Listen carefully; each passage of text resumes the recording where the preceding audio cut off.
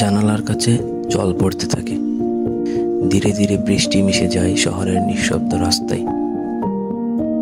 আকাশটা মেঘে ঢাকা, রোদ নেই, তবুও আলো আছে, একটা নরম শান্ত আলো।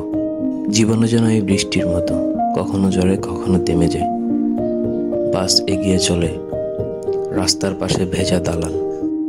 আর এই যে বড় ভাই ভাবছে হয়তো কত দূর, কত গল্প এখনো বাকি। হয়তো এই বেজে শহরই শেখাই সবসময় রোদ দরকার হয় না। কখনো মেঘই শান্তি দেয়, কখনো বৃষ্টি মুছে দেয় মন বেজে ক্লান্তি। আমরাও তেমন, কখনো ক্লান্ত হই, তবুও চলতে হয়, কারণ প্রতিটা পথের শেষে একটা নতুন সকাল অপেক্ষায় থাকে।